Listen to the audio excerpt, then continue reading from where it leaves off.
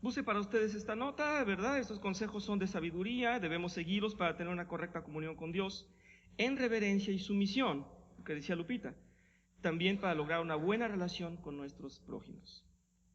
En el versículo 1 y 2 dice: cuando vayas a la casa de Dios, cuida tus pasos y acércate a escuchar en vez de ofrecer sacrificio de necios, que ni conciencia tienen de que hacen mal.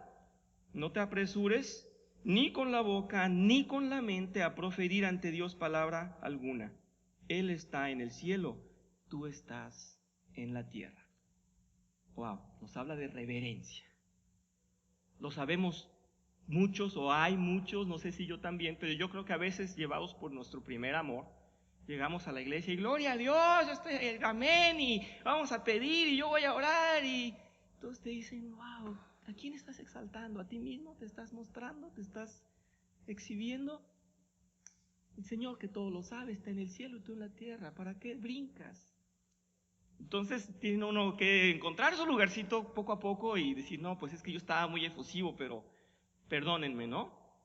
Hay otros que no los podemos permitir pasar al frente. No digo que yo sea digno, pero es que hay unos que pasan al frente y empiezan a mover: ahora vayan, levántense, ahora aplaudan, ahora brinquen. Y no, espérate, no es el propósito, ¿verdad? Entonces dice el Señor: no. Y lo comparamos con una parte, un extracto del Sermón del Monte en Mateo 6, y dice: al orar, ¿verdad? En Mateo 6, versículo 7, ¿cómo nos dice al orar? Tengan cuidado, dice, no se pongan a repetir palabras y palabras. Esto es lo que hacen los paganos, imaginando que Dios les va a escuchar porque alarguen su oración.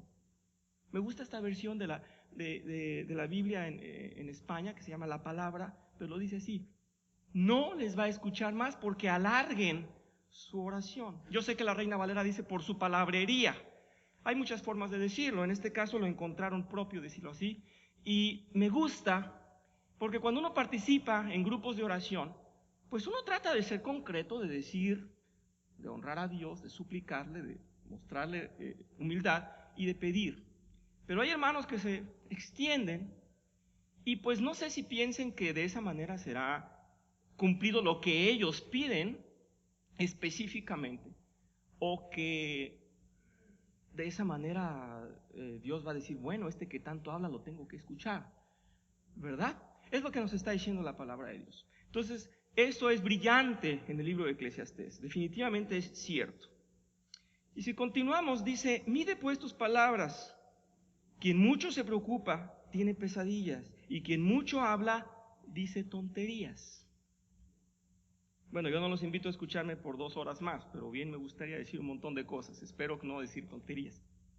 Creo que todos comprendemos estos versículos, son muy claros. Yo únicamente lo recuerdo con el otro que le puse ahí a ustedes como una cita. Dice: hasta un necio pasa por sabio si guarda silencio. Se le considera prudente si cierra la boca. Bueno, está interesante para tenerlo ahí. Recordemos la frase, alguien tomó de aquí una frase que dice: el sabio aun cuando calla dice más que el necio cuando habla, ¿verdad? No sé si alguien lo conozca, pero es muy bueno. Entonces es más sabio callar, definitivamente. No conozco, ¿cómo dice la canción? El silencio es oro. Pues sí, definitivamente.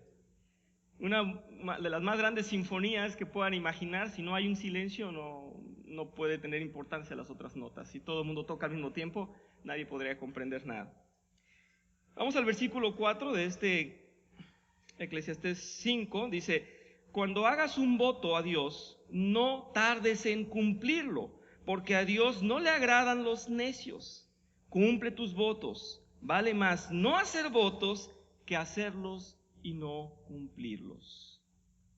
Es muy importante. Voy solamente a decir 2 cosas. La primera, en Mateo 5, 37 dice el Señor, dice la palabra de Dios: cuando ustedes digan sí, que sea realmente sí, y cuando digan no, que sea realmente no.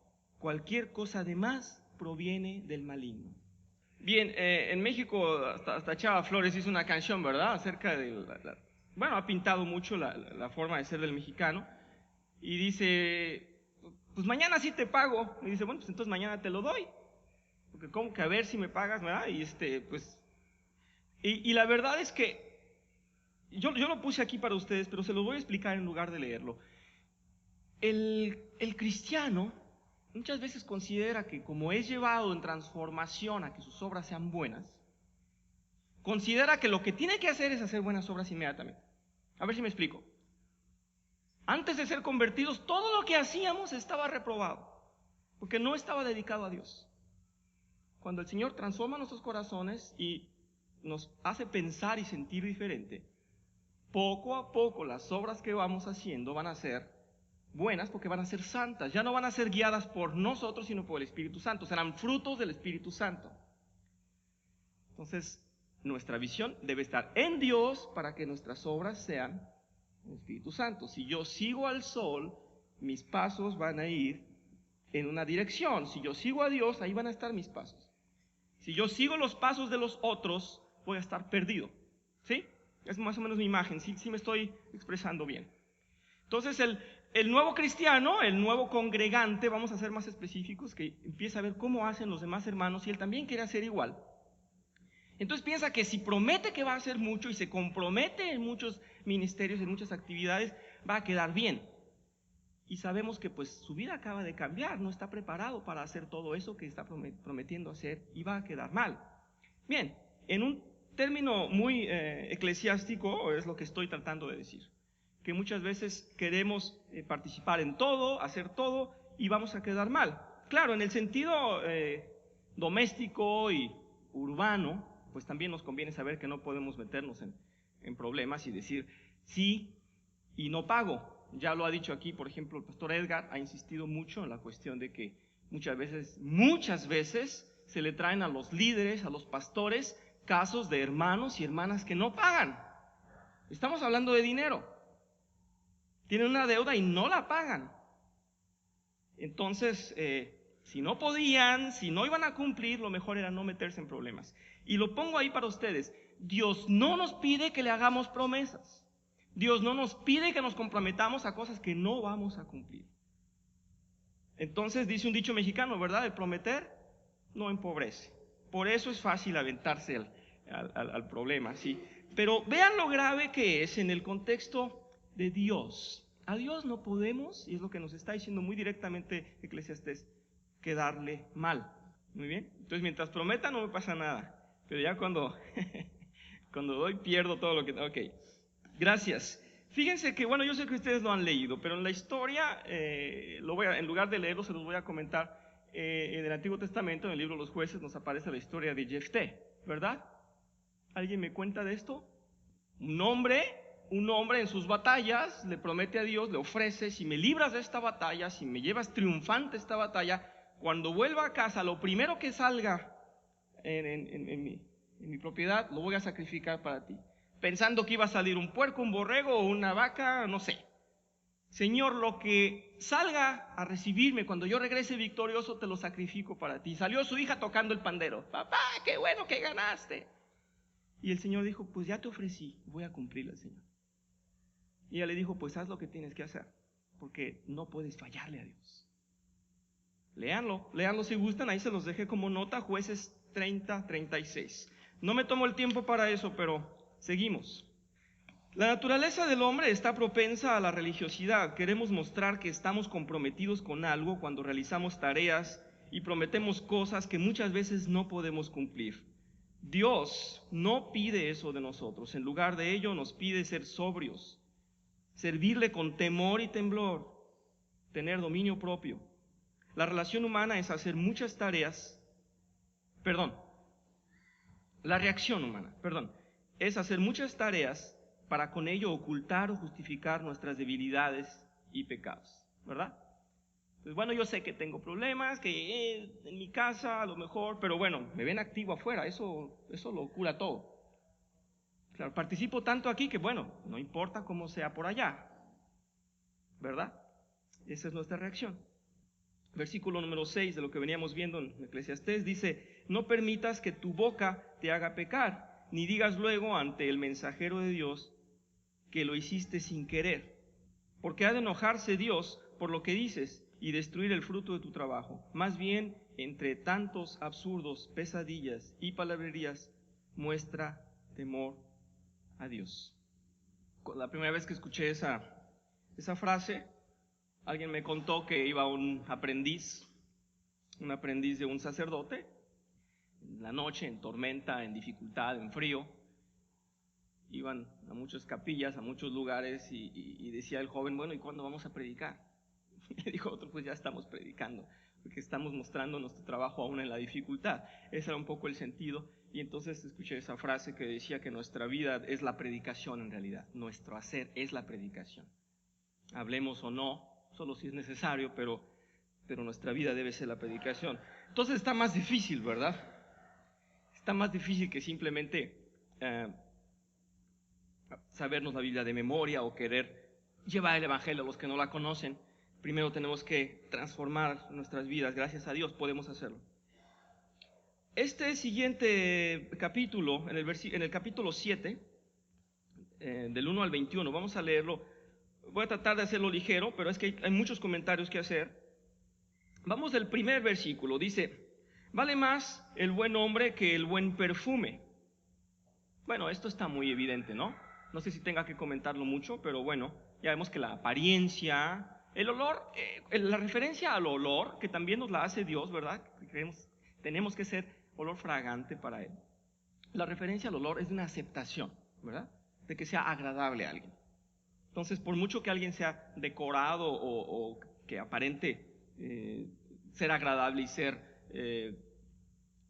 ¿cómo diría yo? Alguien socialmente de buena reputación, ¿verdad? Pues vale más que sea bueno y no que sea agradable y famoso. Sí, bueno, eso se los dice a los judíos, ¿verdad? Los sepulcros blanqueados era porque, bueno, ya con eso estaban permitidos dentro del área donde tenía que estar todo blanco, pero por dentro no estaban bien. Exacto, bueno, entonces nuestra apariencia en realidad es la parte de afuera, pero dice el Señor que es mejor ser limpio por dentro, ¿verdad? Cuidar por dentro, o sea, la esencia. Aquí lo dice de una manera más práctica, más vale un hombre bueno que uno que tenga un buen perfume, o sea, que solamente por fuera se... Muy bien. Vale más el día en que se muere que el día en que se nace. Vale más ir a un funeral que a un festival, pues la muerte es el fin de todo hombre, y los que viven debieran tenerlo presente. Bien, en esta reflexión les voy a ser muy corto, pero creo que es muy práctico. Acompañamos a nuestros hermanos en sus fiestas, en sus celebraciones, y nos sentimos muy amigos de ellos.